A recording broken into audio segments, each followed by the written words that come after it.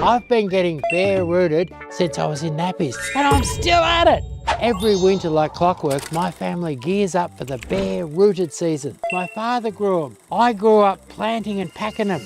And now we sell tens of thousands every year. And every year, once we fill all the orders, we do a massive sale to clear the rest. Standard roses, all colours, $14.99. Ornamental pears, 3 and 4 foot, $14.99. Fruiting cherries, self-pollinating, $19.99. And red maples, $21.99. Over 100 bare-rooted specials.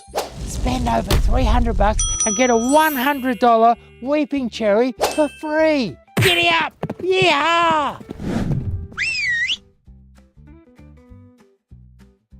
Now's the time to stock up on standard roses. We've got 3 foot standard roses, all different colours, thousands of them in stock, all $29.99. So whether you need 4 of one colour or half a dozen different ones, all $29.99. And then you've got standard icebergs at $16.99. So look at this beautiful standard iceberg, $16.99. And 3 foot standard icebergs, just $29.99. So now's the time to stock up on standard roses because there's thousands to choose from, all bare rooted, easy to transport, easy to plant, and very, very cheap at $29.99. The classic Melbourne garden is standard roses and English box, and we've got thousands of beautiful English box 6-inch pot for $4.99. To keep us busy in the cold weather, spend over $300 and get a $100 weeping cherry for free.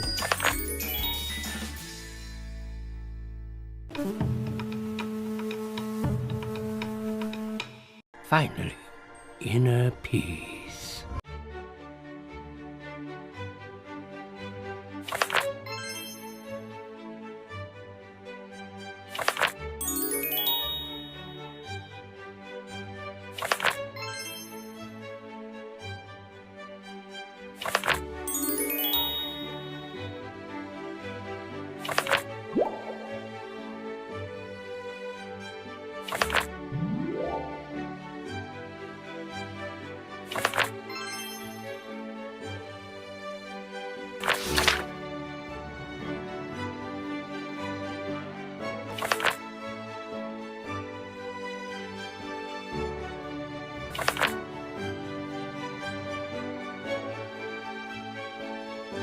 Wow, thanks Hello Plants. We spent $300 on plants and got a free weeping cherry. Yay! The free weeping cherries are on me. I just want to say it's been a wonderful morning here at Hello Plants. Wayne has taken such good care of me. It's been a joy to buy my plants and also to receive, yes, a weeping cherry tree for free. Thank you, Wayne. I'll be here many times moving forwards. It's been absolutely fantastic being here this morning. And a pleasure having you. Thank you, Wayne. Thanks for everything. Not a problem. The free weeping cherries are on me. Hi, what do you think of this weeping cherry here? It is a phenomenal and most unexpected surprise. Wow, that's good. I'm glad you like it. And that's what we do. When people spend over $300, everybody gets a free weeping cherry. It's beautiful. Thank you so much. The free weeping cherries are on me. These English box, they're enormous. They must be really old. Yeah, they are. So you could use these for repairing an old hedge with a gap or creating an instant hedge, and you don't have to wait at all. Right, okay. And what do you reckon we'd have to put them on the flash sale for? You could put these on the flash sale for $120 each. Wow, that's incredible. And how old do you reckon they are? They'd have to be 8 to 10 years old, I reckon. Yeah, so come to the flash sale and get things direct from the grower at great prices. It's time to get bare-rooted plants, that is. Now what it is in the winter time, the growers dig the plants from the fields and they dig them just bare-rooted, and I'll show you what I mean. Like, here's an ornamental pear here, have a look at this, and see, it's come out and it's bare-rooted, the roots like that. These are $69.99, and look, they're 2.5 meters tall. So what it is, basically, your bare-rooted plants are big and cheap. Then you've got all different types of fruit trees, all going quite reasonably priced, good sized plants and cheap prices, but you can get bare-rooted weeping trees, bare-rooted roses, bare-rooted fruit trees and bare-rooted English box. So it's time to get down to your nursery in the winter and get bare-rooted. Don't wait, the garden's calling. Click now. Tap the link and let's go. If you're looking to get some roses, now's the best time. We've got the best price and the best selection. Look, we've got thousands in stock, and all of our 3-foot roses are $29.99, and we've got 2-foot icebergs for $16.99, and all the 2-foot coloured ones are all $19.99. So fabulous price, fabulous selection. There's thousands to choose from. Get 10 yellows, 3 pink ones, whatever you want. Come in this weekend and get bare-rooted roses.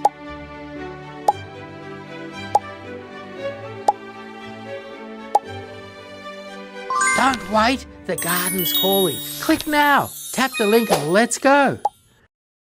I've been getting bare-rooted since I was in nappies, and I'm still at it. Every winter, like clockwork, my family gears up for the bare-rooted season. My father grew them. I grew up planting and packing them.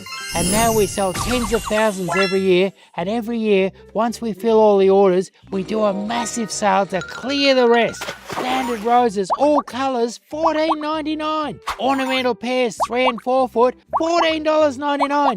Fruiting cherries, self-pollinating, $19.99. And red maples, $21.99. Over 100 bare-rooted specials. Spend over $300 and get a $100 weeping cherry for free. Giddy up! Yeehaw! Now's the time to stock up on standard roses. We've got 3-foot standard roses, all different colours, thousands of them in stock, all $29.99. So whether you need 4 of one colour or half a dozen different ones, all $29.99. And then you've got standard icebergs at $16.99. So look at this beautiful standard iceberg, $16.99. And 3-foot standard icebergs, just $29.99. So now's the time to stock up on standard roses because there's thousands to choose from, all bare-rooted, easy to transport, easy to plant, and very, very cheap at $29.99. The classic Melbourne garden is standard roses and English box, and we've got thousands of beautiful English box 6-inch pot for $4.99. To keep us busy in the cold weather, spend over $300 and get a $100 weeping cherry for free.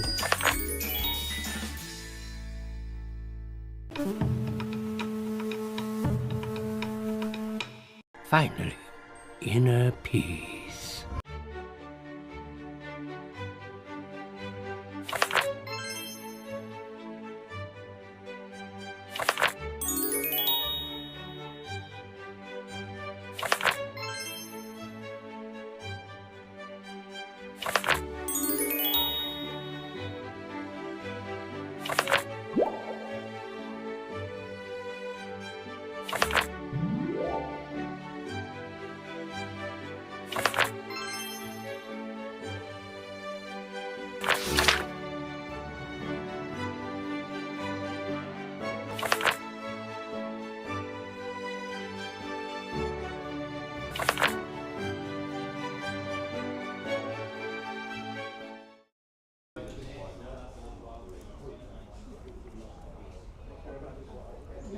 Hi everyone, and welcome back to our live Q&A. Anyone new, anyone returning, welcome all. So for anyone that's new here, just going to give you a brief explanation on what this is. This is our live Q&A that we do every Monday, same time, same platform. So we're on a couple different platforms right now. And what these live Q&As are for is for you and all your plant questions and plant problems. So if you've been having any issues, if maybe there's a plant that's dying and you don't know why, if you're about to do a new garden design and you want some tips on good feature trees or good screening hedges or good flowering plants, anything like that, maybe you just want to learn more about a particular plant, you're struggling to make a decision, anything like that that's related to gardening or plants, this is where you can come with all of those questions. And all you need to do is comment your question below, and then I'm going to ask it to Chris, who's going to answer it in live time. So super simple. We would really appreciate it if you could share this with as many friends and family and loved ones, because we want to try and help as many people as we can to make gardening accessible. So do you want to, just before we get started on the questions, let them know what's happening in the nursery this week?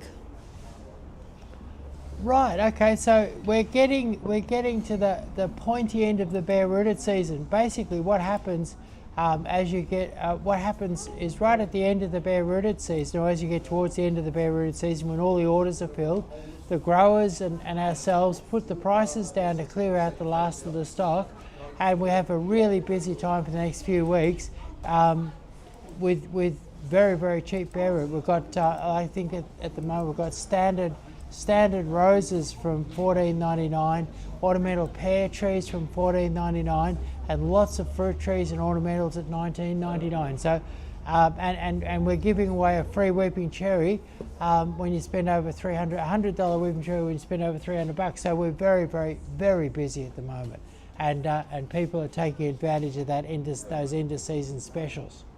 Exactly. So we'll hop into the first question from Katie. I have bought some rose topiaries. They have flowers on them and green leaves because it's currently winter here. Do I chop them right back or do I let them bloom first? Bought a few weeks ago. I reckon I'd give them a good hard chop in another 2 weeks and give them a feed and even spray a bit of rose fungicide on them just to clean them up ready for the season. Yep. Ahead. So when you cut them a bit too early, they sort of get them going. So mid-August, another 2 weeks would be a great time to be pruning roses in Melbourne and giving them a feed and giving them their first spray of the season. Yeah. Also, when is the best time to plant your potted colour?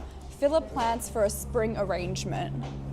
I reckon right now, it depends, like your petunias, right now you'd be planting pansies, violas, alyssum, your colder climate ones, and they'll do fine now.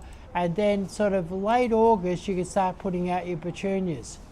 And your petunias are really possibly a late spring, more of a summer thing, whereas your pansies, violas, and alyssums are more your kind of late winter to spring. Amazing. Nikki says, hi, you just popped up on my For You page, lucky me. Where are you located? We're in Campbellfield, which is kind of like, Campbellfield is an very industrial kind of suburb on the north side of Melbourne, and the reason why I chose this spot, we're right in the middle of the ring road. We're just off the middle of the ring road, so we're really, no matter where you are in Melbourne, or most of Victoria, we're an easy place to get to because we're just right in the middle of the ring road and we're on the old Sydney road and not far. And everybody knows where the Tullamarine Airport is, we're about 10 minutes drive from there.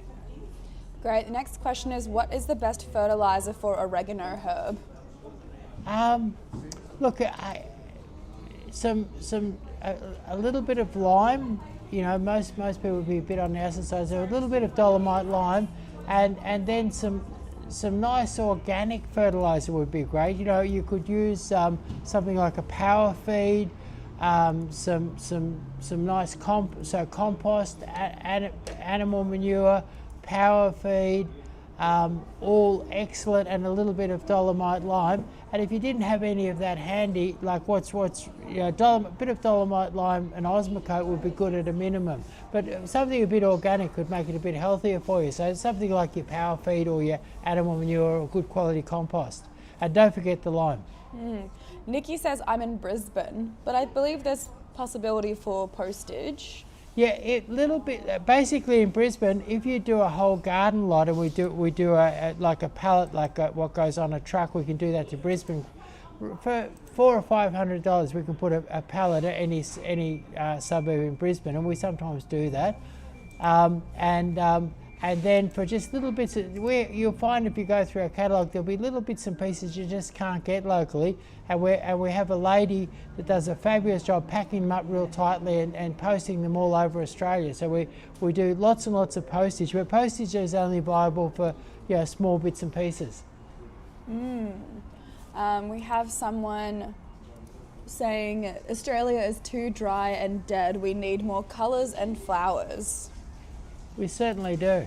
And the thing is that within Australia, if you know what you're doing, actually I did a garden design for a chap who was in out in northwestern South Australia recently, and really we were able to make quite an interesting, nice garden for it. And it's basically in the desert, but we were able to select really hardy plants and make an interesting, nice garden for it. Really, over most of Australia, if you choose the right plants, you can have a nice garden. Exactly. Let's see, just trying to scan for the next question. How can I help my plants recover from transplant shock? Okay, we talked about a product a little while ago called Hormone 20, and that's the best product ever for transplant shock. But the next best would be your sea salt. Sea salt is very good, and sea salt is readily available, and it's a great sort of tonic for lots. But as is Formula 20, and Formula 20 has got naphthyl acetic acid in it, which really encourages root growth. And you could. And what's a great idea is with either your sea salt or your Hormone 20 is like, say you're going to plant out some veggie seedlings, immerse them in it before you do it, and then you can do a couple of little, like, every few days you could do a little watering with a light solution of it, and that. But either sea salt or Formula 20 would be the answer. Yep. Got a question here from Joanna. Hi, I'm in Ballarat and would like to plant about 30 metres of native plants as a border, about half a metre high, full sun, soil not very good. Any suggestions? Well, my first thought is rosemary, and your native rosemary, like your coastal rosemary. You'll find that's frost hardy, poor soil hardy. And we'll need to be self-sufficient. What's that? We'll need to be self-sufficient. Well, rosemary, or the other one that comes to my mind, so really, and you could even mix it up a little, there's Little John and Better John. There are a couple of little compact, and we've actually got them on special at the moment for $9.99, but they're little compact callistemons that have lovely bright green foliage and lovely red flowers, and they only grow about 90 centimetres to a metre, and they are very tough. They'll take the frost, and they'll take the heat, and they'll take the dry, and they'll take the poor soils that you've got out in Ballarat. So really, the coastal rosemary or the compact callistemons like Little John or Better John. Yeah. Nikki says, wonderful news. If I were to put a big pallet, could I get soils as well as plants? It feels I'd buy a big pallet for Queensland. I'd like flowers and herbs. How long would the turnaround be? So, first part of the question, can I get soil? I think I'd get my soil locally. I don't think you should waste on transplanting. I think there would be a waste of good freight to transplant soil. I'm sure you can get good or better soil in Queensland than what we've got here. So I would tend to buy my soil locally, but certainly you'll find that where Victoria is the nursery capital of Australia, there's literally thousands of nurseries. The prices are competitive, the quality is fantastic. We really are Australia's nursery capital, and so shipping plants up there would be very sensible, and I'd look locally for good soil. And also, how long would the turnaround be? I reckon by the time, with doing something like that, I would organise. I wouldn't buy online, I'd buy over the phone, and get a sales rep to help you, one of our salespeople to help you. And I reckon if you allowed us 1 week to get it together and a week in transit, so around 2 weeks. Amazing. Let's see. Just scanning for the next question. How do I identify whether a plant is root bound, underwatered, or nutrient deficient? Sorry. Gosh. Let's have a look. Where a plant is underwatered for a long period of time, the leaves tend to dry from the bottom and the inside. Like say you have a plant and you water it really well all the time, and then you leave it for 4 days and it doesn't get watered, it's hot and dry, it'll tend to die from the tip down. So a sudden reduction in to below the right level of water will tend to cause top down destruction. where a plant is given almost enough water every day, so it's slightly starving for water all the time, it tends to yellow on the bottom leaves or the inside. Now, what's interesting is that when a plant is overwatered, it tends to look a little bit the same as a plant that's sort of underwatered on a prolonged basis. So if you were to take the plant out of its pot or dig down beside the plant, if it's overwatered, you'll get a bad smell, a sort of a stinky kind of septic tank kind of smell. So overwatering smells bad, and you dig down and you smell the soil down at the base of the roots, and if it's stinky, it's overwatered. And if it's got leaves drying at the base or sort of in the heart of the bush, and it's sweet and nice underneath, it's too dry, and if someone just neglected it and it's died from the top down, that's where it was well watered, and then suddenly it was completely underwatered or not watered, and that causes top down death. And then pot bound is a funny thing. People are kind of confused about pot bound. Some plants, it's very hard to generalize about pot bound because some plants just pump the roots out. And as soon as they're in the pot, the next thing the roots are curled around the pot, and people say, oh my God, I see roots on the outside there, it must be pot bound. And so pot bound, really, things that root easily and prolifically tend to look pot bound and they're not. So that's something, it requires a little bit more knowledge in that to determine whether you're really up against pot bound. And then where plants go off colour, just sort of like just the wrong colour, not really growing, that's an indication of nutrient deficiency. So it's sort of just off colour. So dead leaves on the bottom of the heart would be underwatered or wet feet, which unfortunately does look the same. You do have to go then check on the roots. Pot bound is really, it really requires a little bit of understanding. A very, very vigorous plant tends to wind roots around almost instantly when you put it in the pot. And then other plants can become, so you'd look at the overall plant and you look at whether it's kind of healthy looking. A healthy vigorous plant, even though it might have a lot of roots in the pot, it may not be pot bound. And then just a general dullness, smaller foliage, lack of growth would tend to indicate it being nutrient deficient. So I guess and what complicates all of that a little bit is sometimes a plant could be nutrient deficient and underwatered, and so you have to sometimes, when you're sort of analysing the situation, is consider that there might be two things interacting, which can make it look fairly complex solving the problem. Yeah. Next question is, how can I protect my plants from sudden weather changes, e.g. heat waves or frost? Okay.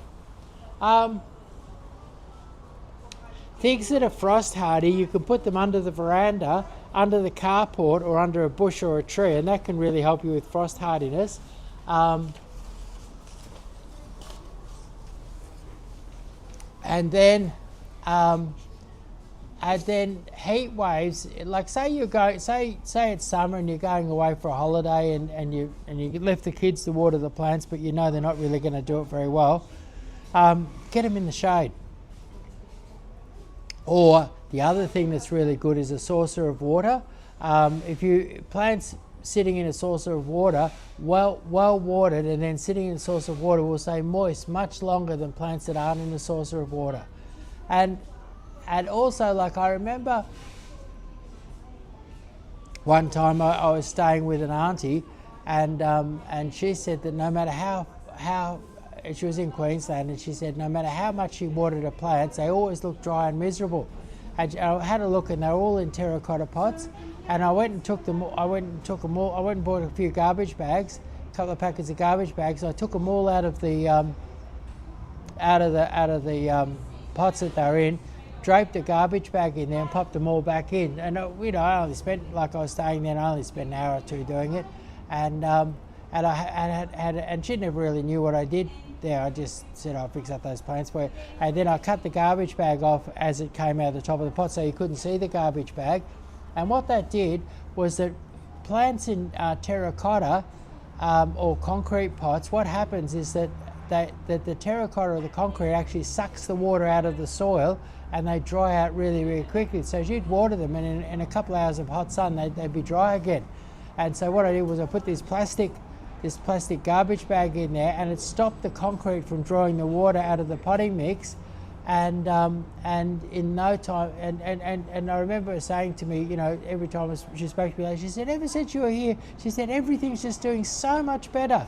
And it was really just because I slipped some, so garbage bags or some sort of lining in your pot. And when you do the garbage bag, don't forget to poke a hole in the bottom, because that's easy to do. You put the garbage bag in. If you put the garbage bag in and you don't poke a hole in the bottom, you'll get wet feet. So what you do is you put the garbage bag in. I forgot to say, what you do, take the plant out, put the garbage bag in, poke a hole, or if it's 2 or 3 holes, poke 2 or 3 holes in the bottom so the water can escape. Then put the plant back in, and you'll find that in summer, those plants will stand up to being in a terracotta or clay pot much, much better.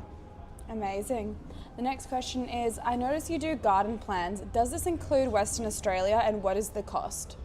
Okay, we charge $300 for interstate plans, but locally we charge $50 for a short one and $100 for a big one, and then we 20 minute or 45 that is, and then when you buy your plants we discount that back off you. So for local people it's for free, and for say doing in West Australia we charge $300.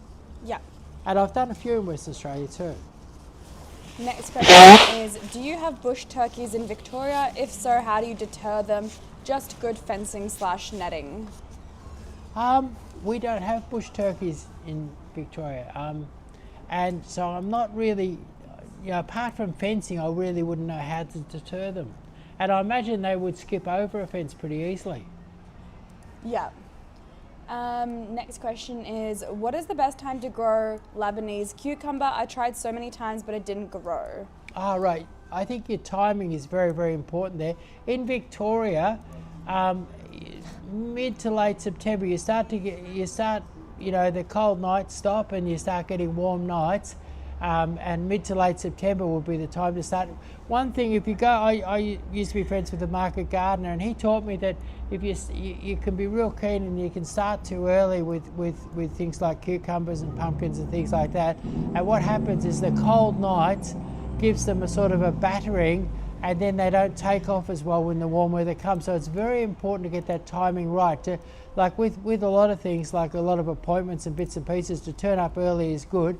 But planting your cucumbers and pumpkins and melons and things a little bit early is actually bad, because they get a knock from the cold, and then they have trouble taking off when the warmth comes. So really getting that timing right. Now that's talking about Victoria, but as you go north, that date's going to become earlier. I'd imagine that in Brisbane or somewhere like that, you'd be popping in cucumbers right away, or maybe a couple of weeks ago. And in Sydney, you might be thinking about it next week, and in Melbourne, I reckon mid to late September. But going too early when you've still got cold nights is actually a setback for them. Whereas doing most things early is a good thing, but not with your cucumbers and melons and pumpkins and things.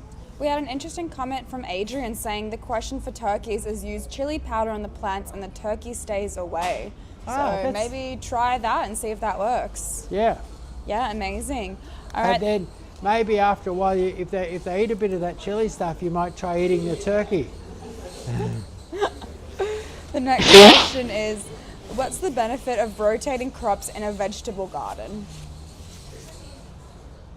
I don't have a veggie garden these days, but when I did, what I used to do was I used to plant really quick things like lettuces and stuff like that, and plant them in amongst my tomatoes, and so basically I do fast things and slow things together, so that it was always really full all the time, and then your peas and beans and things like that are really good for regenerating an area. So if the ground's a bit tired, and actually when I used to, I've actually found potatoes are good when you open up a bit of new ground. They love new ground, and they sort of growing a crop of potatoes sort of helps to clean up and get your new ground ready.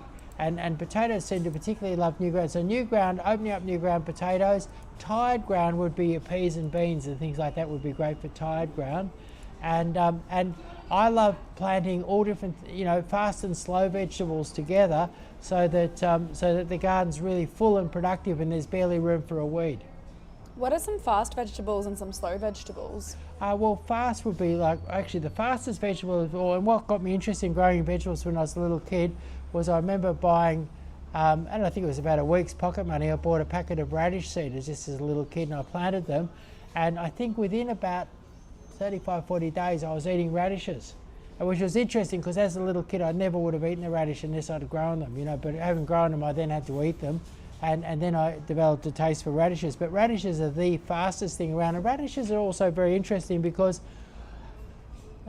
people who produce potting mix, for instance, when they test, the very best test for potting mix to see if it's any good is radishes, because radishes germinate within a couple of days, and they will, if they've got any sort of nutrient problem or there's some imbalance or some problem in the soil, radishes exhibit it. So radishes will tell you, just by looking at the leaves, and looking at the performance, looking at it, they'll tell you what's wrong with your soil. They'll tell you they're one of the best indicator plants that there is, and it's a standard practice in the potting mix business when they make a new batch of potting mix to grow some radishes in it and make sure that the potting mix is good quality.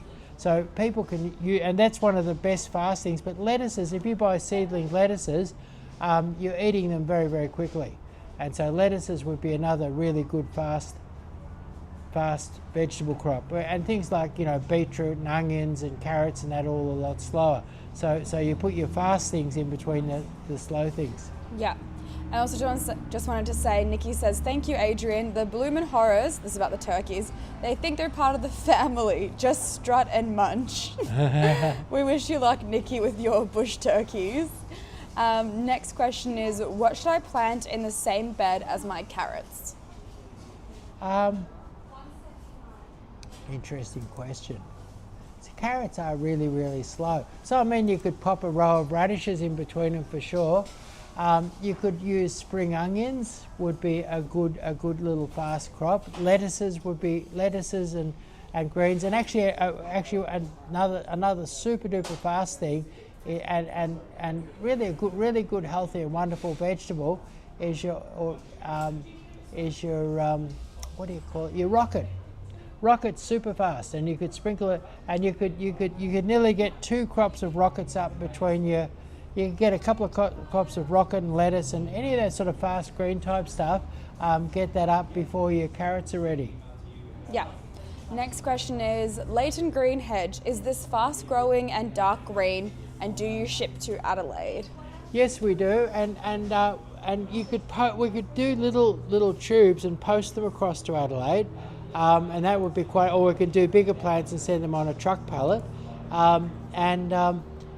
They basically, the Leighton's green is a nice rich green with a hint of sort of glauca, like it's a tiny bit blue, and I love that about it, because what I reckon that every other coloured flower or plant, if you put it in front of a Leighton's green hedge, seems to do really, the colouring seems to go with any, I've never seen anything that clashed or didn't go with a Leighton's green hedge, and it's that nice rich green with that hint of sort of silver blue in it that really makes your Leighton green hedge a great thing to have as a background in a garden. And also Leighton's green, what happened to me when I was first married and struggling to support a family and everything, my dad said, look, down in New Zealand they're selling 1 million Leighton's greens a year, you should start selling them here. And at any rate, back in those days, what happened, that Leighton's green were a collector's plant, and they used to sell them for about $20 each, when $20 was a lot of money. And I got my dad and a couple other people growing them for me, and I started selling them, I think, for $2 each, or it might have been $1.60 or something for nice little ones, and I sold them by the 100,000, and they became really popular. I popularised them, and I remember one chap who had really perfect conditions. He was down Leongatha way, and he did an experiment, and he grew them 7 metres in 3 years from a small size. So given perfect conditions, they have incredible growth potential, like 7 metres in 3 years. And I remember I went down and photographed it and did an article on it, and a genuine 7 metres in 3 years, absolutely amazing. So Leighton's green have enormous growth potential, and To get that, what you've got to do is prepare the ground well, keep the grass and weeds away from the base, give them water when they need it, regular bits of fertiliser, get the pH right. If you do everything right, 7 metres in 3 years is what they're capable of, so that's genuinely fast. Amazing. The next question is, what do you recommend for small, damp and shaded courtyard? Yeah, it's interesting. What's really the fashion at the moment is things like tractor seats and foxtail ferns and baby's tears and hydrangea and like things like your oak leaf hydrangea and what's interesting, I get lots of people coming when I'm doing garden designs wanting all those things in their garden. I say, no, it's too sunny, you can't have it, and they go away terribly disappointed. I have to try and find other things for them. But so there's a lot of plants that are currently really fashionable, like your tractor seat with the big round green leaves, your foxtail fern, your baby's tears, your oak leaf hydrangea, or your Sunday phrase hydrangea, and all of those would love a damp, shady courtyard. So there's lots of people who wish they had a damp, shady courtyard, and I mean that's. When you come in for a garden design, what we do is we really work at choosing plants, not just giving you things that you like, but actually choosing plants that are going to work in the particular situation that you've got. Amazing. Next question is, do you know of any native nurseries in the north of Tasmania that you have dealt with? No, I've not had much to do with native nursery in northern Tasmania. There must be some good ones there. I guess it's just a matter of going online and checking them out and talking to them all. Someone wants to know, where's the big wombat gone? Oh, the big wombat. He's, don't know. But what happened? Kids would grab him and things like that, and he got a bit battered and beaten up, I think. Actually, I'd be interested in what people would like to see. We're actually thinking of getting a new mascot, and we were thinking gorilla instead of wombat. It'd be interesting what people think about a gorilla. But we used to have Wally the wombat, and Wally the wombat got battered by young children and things like that who wanted to play with him when he was out the front. And gradually his polystyrene head and that got crushed, and we tossed him out, I think. Well, that answers that question. The next question is, what are the best low water plants for drought prone areas? Okay, there's a new one on the market. Here's a couple. The green wave casuarina, beautiful, lovely, lush, dark green ball, really, really tough. And I'm not going to give you a lot. And then creeping saltbush, which is Rhagodia spinescens or something like that. So creeping saltbush will do. But creeping saltbush, and that can be shaped in that. And then like your coastal rosemary. And then another really good one is Urena. And then another really good one is something like your Lomandra tunica. So Lomandra tunica, Urena, Rhagodia creeping saltbush, and green wave casuarina. Now what's interesting about those four plants is that they'll combine and make a beautiful landscape. I had to do a sort of a desert landscape for somebody just recently, and I used those four plants, and I know that those plants are really, really tough, and that they're in a really hot, dry situation, they're going to make it. And the reason why I could have mentioned plants all day, but I thought if I mentioned those four plants, a person could actually make a great little, you could Google that. So it's casuarina green wave, a bit new on the market, a little bit hard to get. Your Rhagodia spinescens, which is your creeping saltbush, your coastal rosemary, and your Urena, your Myoporum urena, which is a ground cover, and then your tunica. So that's 5 plants in all. You Google those and you can actually put that together and make a really beautiful native landscape.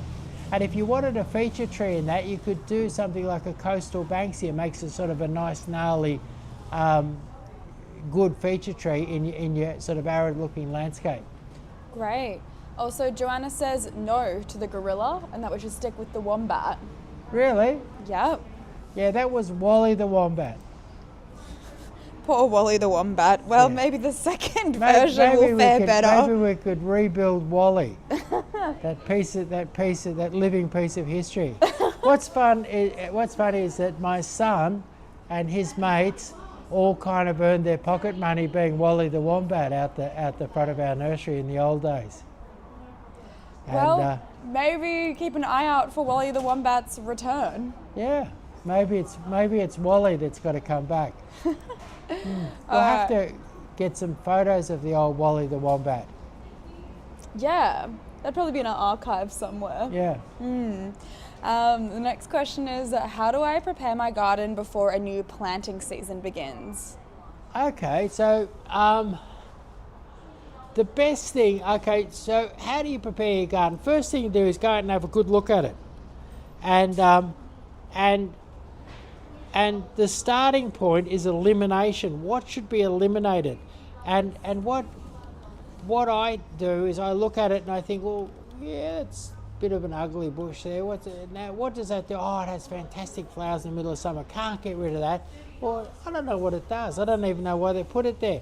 And so if a plant doesn't deliver the goods, I guess I learned that when I was a kid.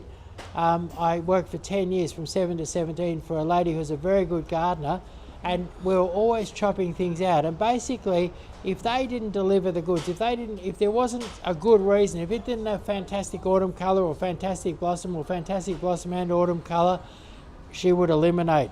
And often, it was funny, she'd often threaten them to get them to produce something, and then if they didn't produce, she'd eliminate them.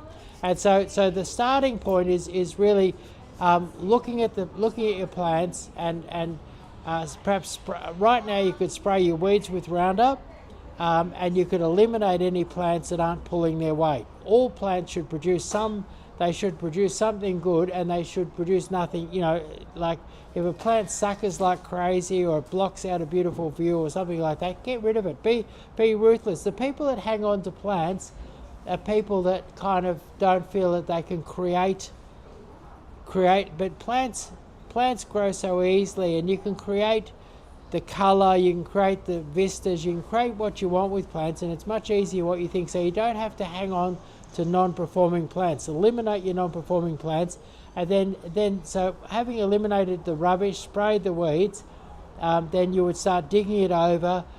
Winter time's a great time to add some dolomite lime and get your pH right. So you might do a pH test and add some dolomite lime. So digging over, adding some dolomite lime. It's also a good time to add some compost in. So adding in some compost, and really all of that should have you well prepared. But I guess the starting point is a good hard look, and then perhaps then what I would do is I'd have a good hard look, and then I would make an action plan which would involve the elimination of things that aren't pulling their weight, the spraying of weeds, the adding of dolomite lime, the digging over, all of that sort of thing. Yeah, amazing. Charlie would like to know your favourite winter hardy perennial ground cover / high foot traffic friendly. Okay, at the start of this winter, I was very much into, and I still am using them a lot in my garden design, I was into snow in summer, because snow in summer seems to grow and do really well in the winter, but it's like a beautiful silver lawn that looks really, really great. But I've been seeing quite a few gardens with big lots of lamb's ears, and lamb's ears are sort of shaggy and have an informality to them, and they seem to thrive through the winter. So I've become, I've had customers in very frosty and difficult spots, and I've seen them go through the winter beautifully and keep growing through the winter. So at the start of winter it would have been snow in summer. Now it's a sort of a toss-up between snow in summer and lamb's ears as your sort of ground cover that looks great in the winter, and both of them because they're a nice bright sort of silver grey colour. Amazing. The next question is, what is the best magnolia for hedging? That's an interesting question. My daughter has done the fairy magnolia, and what's good about the fairy magnolia is that because like a lot of them have got really big leaves, and with the really big leaves, if you cut them just with when they got giant leaves, you have to cut them with a pair of secateurs, which could be fairly hard work. Whereas, say with something like the fairy magnolia, and the fairy magnolia is interesting. It comes in white, pink, or cream. So you've got 3 colour choices. So the fairy magnolia, white, pink, or cream, is really a good one for hedging because it's got a smaller leaf, or even your Michelia figo, your port wine, which is a relative of the fairy magnolia. So something like your port wine magnolia or your fairy magnolia has got that smaller leaf and it trims easily, makes a nice dense thick hedge, and both of them have fragrance and beautiful flowers. So I'd go smaller leaf magnolia like the fairy or like the Michelia figo, which is your port wine magnolia. Yeah. And rather than your larger leaf magnolias, which need to be cut with a pair of secateurs, and they're just that much harder to get them thick and bushy and nice. Nikki asks, how do I fix my overgrown bonsai in the ground? If it's a deciduous one, you might cut it back really hard, and perhaps give it a good hard root trim this year. Maybe trim back half the roots, not all the roots. Trim back half the roots, so prepare it for being lifted. Trim it back really hard, and trim half the roots, and then next year trim the other half and lift it up. So basically you can prepare it by root. It's called root pruning, and you can even look that up on the internet. But a bit of hard pruning and a bit of root pruning would prepare it, and then maybe next winter lift it all together and put it in a pot, and then have it downsized by root pruning and pruning. Yeah. Nikki also wants to know, would also like to make a high fence. What would you suggest as far as front hedging? You know, I did a garden design yesterday, and I suggested a sort of a nicely shaped sculptural fence with an archway in it, and I was showing them how you could use Muehlenbeckia, which is a fine. It's sometimes called a maiden hair fern creeper, and has fine foliage like maiden hair fern, and you put up a wire fence and it grows all over the wire. But you can make the wire fence with arches in it, or shapes, or portholes, or whatever you like. And so you could make, and the thing is, you can use cheap second-hand materials to make your fence, because the Muehlenbeckia within 12 to 18 months will have completely covered or maiden hair fern creeper will have completely covered the wire and just created a beautiful hedge. And it's a lovely hedge to maintain because it hasn't got any sticks or branches in it. It's all just fine foliage, and it's easy to trim. Amazing. Nikki says, my bonsai is as high as my window. There's no way it can come out of the ground. What variety is it? If you just want to comment, Nikki, what variety it is, then we can keep helping you. In the meantime, we're going to move on to the next question. What's the best way to kill grass without using chemicals or damaging the soil health? Or to get rid of, I should say. If you've only got a little bit, just boiling water helps. Other ways are to, it's a bit hard now in the winter, but as you start to get, warm, sunny, windy days, just chopping it out and turning it over and letting it dry in the sun is also a good way of doing it. But also you can do things like get secondhand carpet or nice thick bags or something like that, and carpet the ground and blanket the grass out, and with a lack of sun, a complete lack of sun, your grass will die and rot. Yeah. Kim's, sorry, we'll circle back to Nikki's question, then go to Kim's question. Nikki says that it is a huge red one. Redwoods are diggable. So a redwood, you might study up on the internet a little bit about it, but what you do is you take 2 or 3 years to dig it. You do what's called root pruning or wrenching, and you might trim it back. But a redwood is a conifer that can be shifted. I've dug up redwoods and shifted them. It's a conifer that, with a bit of care and doing the right thing, you can dig it up and you can trim it back. Yeah. But you don't have to dig it up. You could just trim it back if you wanted to, but root pruning will slow its growth and keep it as a bonsai. And that's root pruning is a very standard practice for keeping bonsais small. I saw that I missed a question, so I'm just going to go there and then I'm going to go to Kim's question. Do weeping lily pillies need much sun to grow? It's on the shady side of a fence. So will weeping lily pilly grow on a shady side of the fence? Okay, I did a garden design for a couple yesterday and I used weeping lily pillies and they had a shady fence. But what I encouraged them to do was buy fairly tall ones so that because weeping lily pillies are sun lovers, and I said, look, buy these really tall ones so that the head of the tree is up over the fence. And I think if they had have bought short ones where they were permanently in the shade of the fence, they would have been very slow to get going. But they wanted some action, and I said, so I think weeping lily pillies love the sun, but you can grow them on a shady fence by planting ones that are of a size where the head of the tree is up in the sun, and that communicates to the tree and tells the tree that, hey, there's sun up there, let's go. And that's what they'll do. Yeah. Getting now to Kim's question. My perfume Princess Daphnes have flowered this year, but not my Daphne Adora. Tips? Okay, Daphne Adora, I wonder if you've got it. Basically, Daphne Adora love osmocote. They love acidic soil, so things like crushed pine bark around the base is really good. And if it's in a pot, what they love is they love deep soil. So if you plant it, but if it's already in the garden, they don't transplant that well. So if it's in a pot, if you dig a big hole, and what they like is they like morning sun and afternoon shade. So the best spot, go look for a spot with morning shade and morning sun and afternoon shade. Sorry, so morning sun and afternoon shade, and then if you dig a big hole and mix potting mix through it, and then you put some sort of cylinder like a half wine barrel with the bottom chopped out of it on top of that big hole with soil in it, and then fill it up with potting mix and put your daphne in the top of that so it's got a good metre of soil underneath it, and then you feed it with osmocote and you've got it in the morning sun and the afternoon shade, you won't be able to stop it from flowering. Yeah. Nikki says, I also have buffalo grass that is making my animals have allergies. Is there anything I can do about that? Well, if it's making allergies, you want to get rid of it. And buffalo grass,